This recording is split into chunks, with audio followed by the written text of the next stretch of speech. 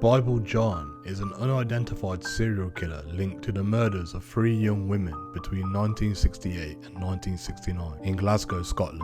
The victims, Patricia Docker, Jamia MacDonald and Helen Puttock, were all young brunettes aged between 25 and 32 who had visited the Barrowland Ballroom, a dancehall and music venue, on the nights of their murders. This case has remained one of Scotland's most chilling and unresolved mysteries. The investigation into these murders revealed that each victim had been beaten, raped, and then strangled with an article of their clothing. A distinctive and alarming pattern emerged, with each woman having been menstruating at the time of their death and their handbags taken from the crime scene. Despite extensive police efforts, including the first use of a composite drawing in a Scottish murder hunt and undercover operations at the Barrowland Ballroom, the killer was never apprehended. Witnesses provided descriptions of a man seen with the victims, describing a tall, slim, well-dressed young man with reddish or fair hair. He was noted for quoting passages from the Bible, hence the moniker Bible John. The case took a turn when advancements in DNA technology led investigations to exhume a body of John Irvine McInnes, a suspect related to one of the original suspects, for comparison with semen found on one of the victims. However, the results were inconclusive.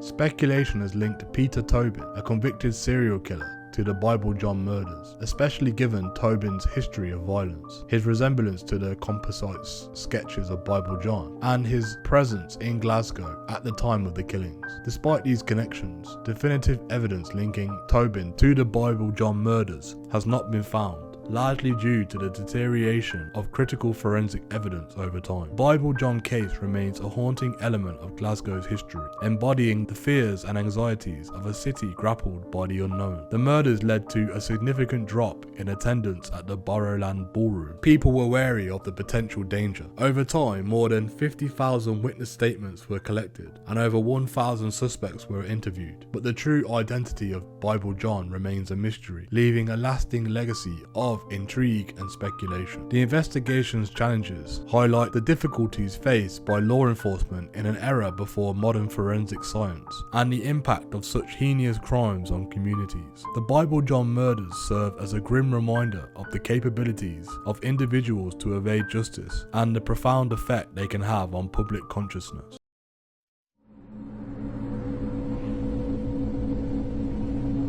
In the 1960s, Glasgow was a dancing mad city, with crowds flocking to its many ballrooms. But for one young woman, a taxi ride home from a dance hall in October 1969 with a man she'd just met was destined to end in tragedy. As the cab made its way through the dark city streets, her fate was already sealed. It seemed she had been dancing with a killer.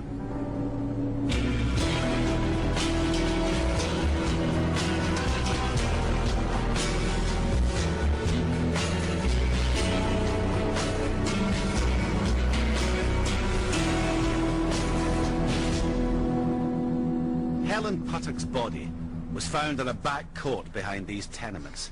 She'd been strangled. The cab she'd come home in dropped her off here in Earl Street in Glasgow, Scotland. Her murder shocked the city, reinforcing fears that a serial killer was on the loose. The discovery would instigate one of the biggest criminal investigations in Scottish legal history, the search for Bible John. Helen Puttock was a vivacious woman of 29. She was the mother of 2 little boys and was married to George Puttock, who was in the army. The couple had just returned from a posting in Germany. Helen was an absolute bubbly character, full of life, loved music, loved dancing, most of all doted on her 2 boys, lived for her 2 boys. But she was just a person that was totally full of beans all the time, not just odd occasions. Helen was never down. The young couple were living with Helen's mother in Earl Street.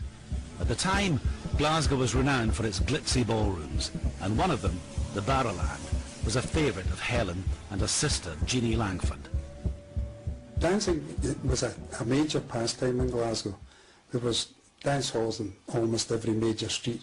Barrowland was the place that the people flocked to but it was also a place that people went to, not always with their partners or their husbands or wives. Thursday was the night when it was known colloquially here as grab a granny, when you went along there and you could finish up going away with a girlfriend at the end of the evening. On the night that Helen was tragically killed, she said to me that she was going out with her sister to the Barrowland for dancing. I wasn't exactly happy about that at the time, but I was assured that it was something that the girls had done on several occasions. While I was apprehensive, it wasn't really right to stand in her way. And so I gave Jeannie a 10-shilling note to make sure that they got a taxi home. They'd headed into Traders Tavern, which is in Kent Street, within the Glasgow area. They had a few drinks there, and then they made their way to the dancing at the Barrowlands. During the course of the evening, Helen and her sister Jean had met two people. One who became known as Castle Milk John, and another male who had given his name as John the Swell.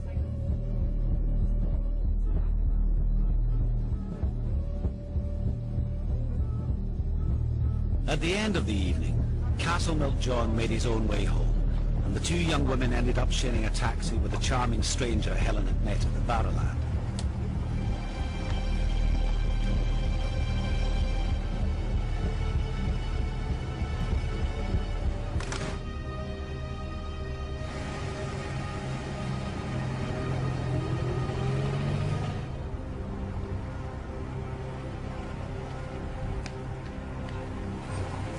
Jean got out first, leaving her sister in the taxi with her new companion.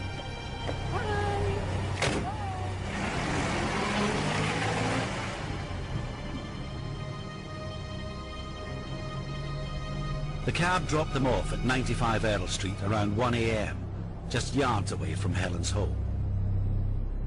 There'd been no sign of Helen coming home. I started to get a little bit worried and concerned. And I just didn't think that she would not come home to her two boys and not be there in the morning when her two boys woke up. And so I sat really worrying myself over it. But eventually, which I can only assume must have been 2 or 3 o'clock in the morning, I obviously fell asleep. A few hours later, a neighbour in Earl Street found the body. One of the residents from the flats was walking his dog and found Helen's body lying in the back court. She was clothed. She had been strangled with what we believe is a pair of tights. There had been signs that there was a struggle, and there was some marks around her face and body.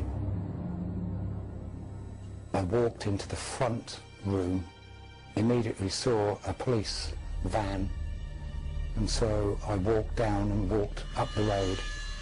When I got to the police van, I said to the policeman inside the van, could you please tell me what's going on, as my wife went out last night and she hasn't come home. The first question he asked me was, what was she wearing? And as soon as I said an imitation fur ocelot coat, he took me into the caravan and said to me that she had been murdered. Helen hadn't been the first young woman to die, but it was only with the discovery of her body that a pattern seemed to emerge. 20 months earlier, 25-year-old nurse Patricia Docker had gone dancing at the Barrowland. It was a night that would end with her murder. Her body was found the following morning. At that time it was just going to be another Glasgow murder, if there is such a thing. And we covered the story, and there was nothing untoward about it. But it was sometime later things developed when, about 18 months later, another body was found. The second victim was Jemima MacDonald. Her body was found by her sister in a derelict tenement just yards from her home in McKeith Street. Police found that plenty of people had seen Jemima at the Barrowland. She was also seen in the company of a male who was very smartly dressed. who was described at that time by a number of people as being sort of 25 to 35. Reddish auburn hair. There's some discrepancies. People have said he had dark hair. Witnesses gave such a good description of the man seen with Jemima that the police released a black and white drawing. Like Patricia, she had been strangled and she had been menstruating. It was 10 weeks later, after Helen Puttock's body was discovered, that these similarities would take on a massive significance. Finding the man in the taxi became the police's top priority. A while after the case, I had reason to meet the taxi driver. He'd only been on the taxis a couple of nights, so he wasn't familiar with the route. And in actual fact, he had taken a wrong turning. And it's my understanding that Helen was so fed up with him going wrong that she just said, "Stop here, I'll get out here." The person in the taxi with her quickly paid the taxi driver, jumped out, ran across the road, got hold of her, but she was resisting him getting hold of her, but the taxi driver said he just thought it was two lovers having a tiff. The details of Helen's murder brought a chilling echo of the deaths of the other two young women. We were all picked up at the dancing. The second similarity is that they were all menstruating at the time, and the third similarity is that they were all strangled. We believe by items of their own clothing. Helen Puttock's murder sparked what was to become one of Scotland's biggest manhunts. The investigation got off to a flying start because police had a unique witness, Helen's sister Jean, who had spent time in the company of the prime suspect.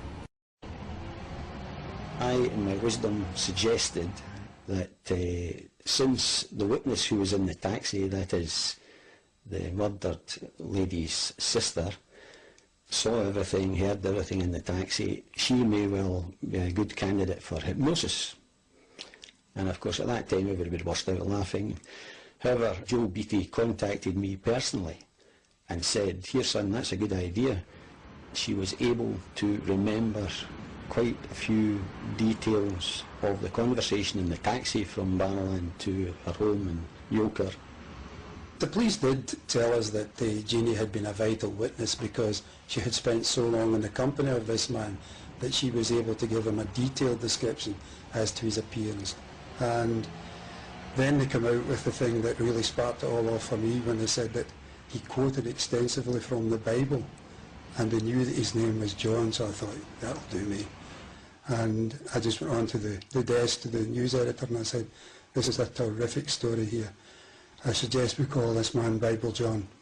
The police were so confident about Jean's description, they approached Lennox Patterson of Glasgow School of Art to create a portrait of Bible John, the face that was to haunt Glasgow for years to come. When it was shown to Jeannie, she gave an involuntary gasp and said, "My God, I've got a feeling in my stomach that that is him." He was said to have had a military bearing, so they started interviewing soldiers who were home on leave at the time. Some thought he might even have been a police officer. This is the fellow we're looking for. It touched everybody. I mean, hairdressers were interviewed, dentists were interviewed. Possibly there wouldn't be one family in the west of Scotland that didn't have a relative or didn't have a friend who was somehow interviewed by police. That's how wide the investigation was. In what was one of the most unusual lines of inquiry, police officers were instructed to take to the dance floor to try to track down the killer. There was a connection with the Barrowland and the suspect and the victims. It was decided to flood the place with police officers inside and out. So much so that the policemen were referred to by the local punters as the Partick Police Formation dancing team. You actually went and danced other girls in the dance hall, talking to them, telling them who you were and telling them why you were there. And the idea was that if Jeannie, that was the third victim's sister, saw the man she identified or would identify as Bible John, there'd be plenty of people there to take hold of him and he wouldn't escape. I used to accompany Jean to the dancing. Jeannie was very popular among the male dancers, and I could stand back and say to Jeannie, "You go and enjoy yourself dancing. If you see anyone like the suspect, you know, I'm over here. At first it seemed that Jean would be an invaluable bonus to the inquiry. But were police looking in the wrong place? Everything we were doing was based on Jean's statement, and I felt that was wrong. And I felt there was too much emphasis being placed on that statement and the way the inquiry was being led along by this.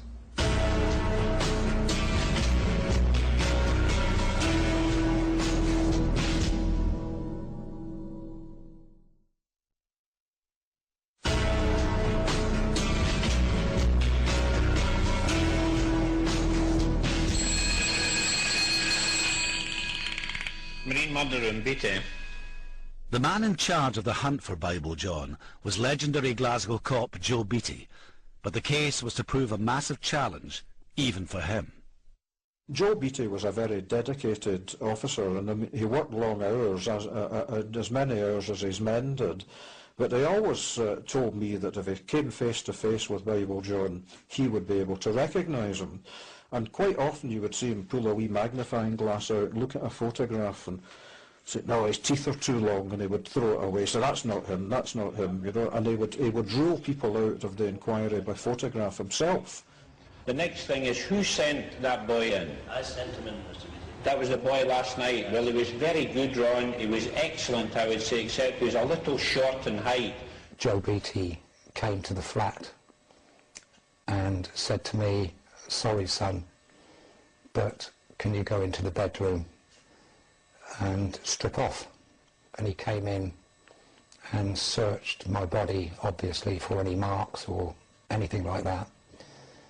And when he'd finished, he slapped me on the backside and said, I'm sorry, old fella, it had to be done, but I knew the minute I met you it was nothing to do with you. It's a lonely job, you're on your own, everybody, the public thinks you're wonderful if you clear the crime up, you're an idiot if you don't. But you do need the luck, and I would say, thinking back to when Joe Beatty was working there almost 24 hours a day, in fact 7 days a week, he didn't get that lucky break that you really need. They couldn't see the wood for the trees, I think, to be honest with you. And all the eggs were placed in the one basket, namely Jeannie Langford's recollection of what had happened that night. She was desperate to help us catch the killer of her sister. There's no doubt about that.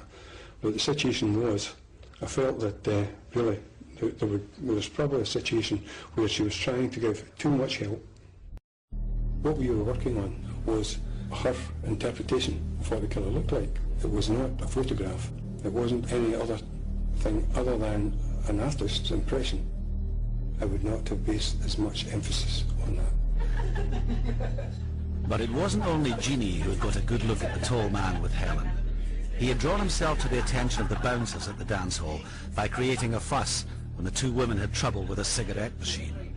The situation with regards to the description given by Jean was that we more or less were told that the man's hair was red. The bouncers said it definitely wasn't. That can throw everybody off. If Jeannie could have been mistaken about the red hair, how much reliance could be put on her evidence about John's talk of the Bible?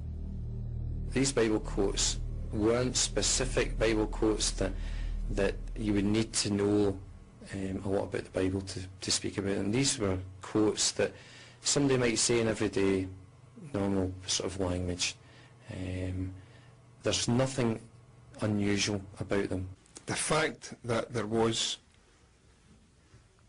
biblical quotations said at that time would appear to have been blown out of proportion, and there's maybe too much importance put on what was said in the taxi journey. The police were getting nowhere in their search for Helen Puttock's killer.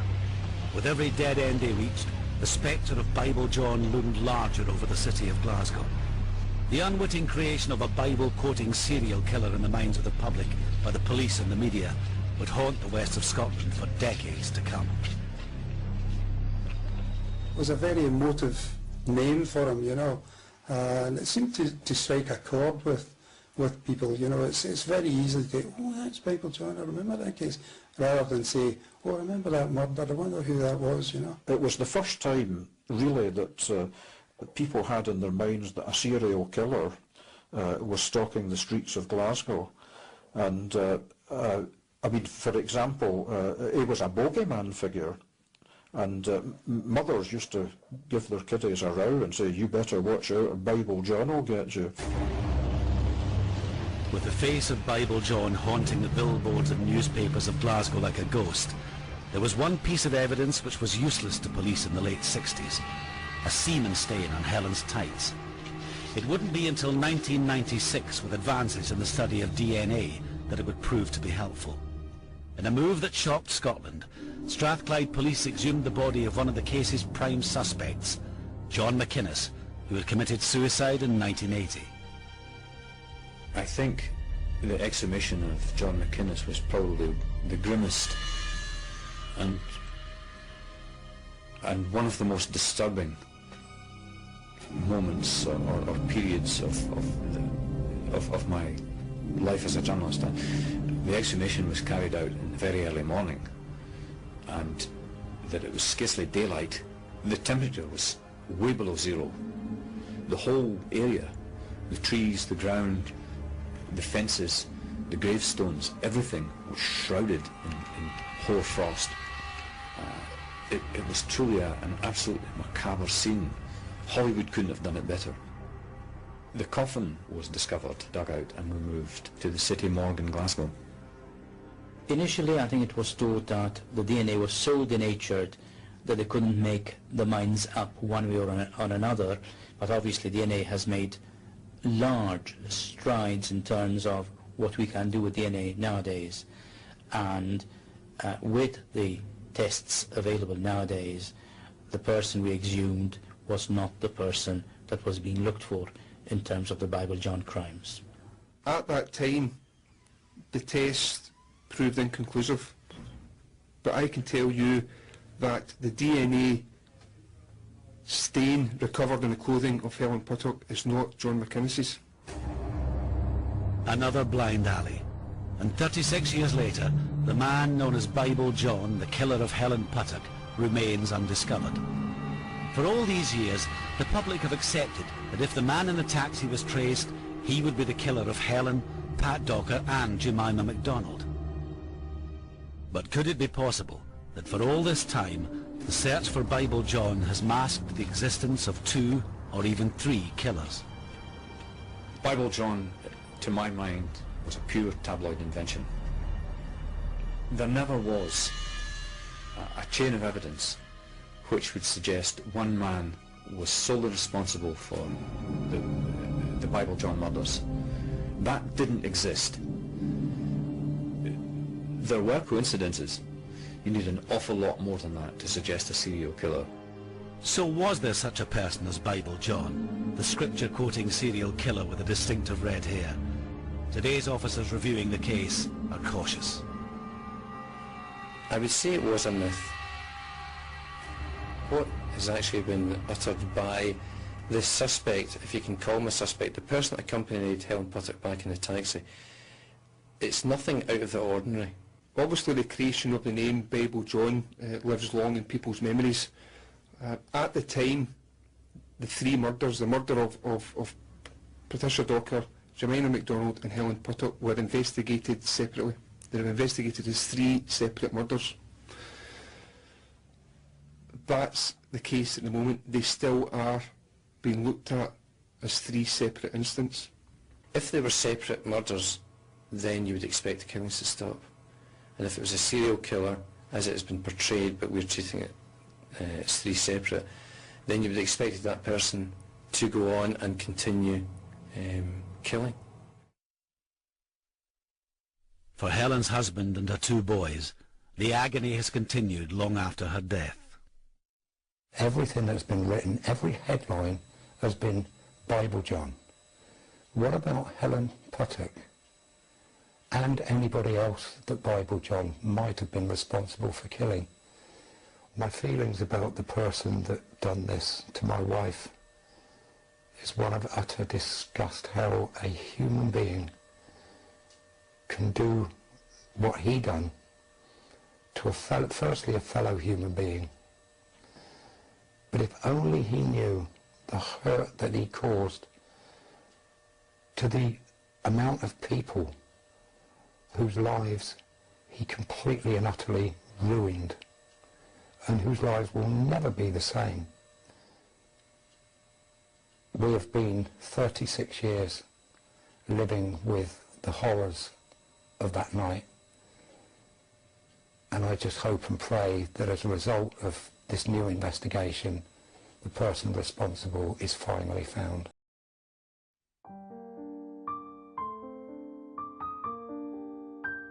The Bible John case remains one of Scotland's most haunting unsolved mysteries, encapsulating the fears and anxieties of a city and indeed a nation confronted with the realities of a serial killer in its midst. Despite extensive investigations, the identity of Bible John, who is believed to have murdered 3 women in Glasgow in the late 1960s, remains unknown. The case's notoriety was amplified by the killer's alleged use of biblical quotations, leading to his nickname and the detailed descriptions provided by witnesses. However, the passage of time, changes in technology, and deterioration of crucial forensic evidence have all contributed to the enduring mystery of his identity. The link to Peter Tobin, a convicted serial killer, has reignited interest in the case and offered potential answers, yet definitive evidence remains elusive. This situation underscores the challenges faced by law enforcement in cold cases and the impact of advancements in forensic science, which can offer new hope but also highlight the limitations of past investigative techniques. The unresolved case prompts several questions. What advancements in forensic science could potentially be applied to cold cases like Bible John's to finally solve them? How do unsolved cases like this one impact the collective memory and psychology of a community even decades later? In what ways have investigative techniques and approaches to serial crimes changed since the late 1960s? And how might these have affected the Bible John investigation if it were to occur today? The Bible John murders, whilst a chilling chapter in Glasgow's history, also serve as a case study in the evolution of criminal investigation and the enduring desire for closure and justice in the face of tragedy.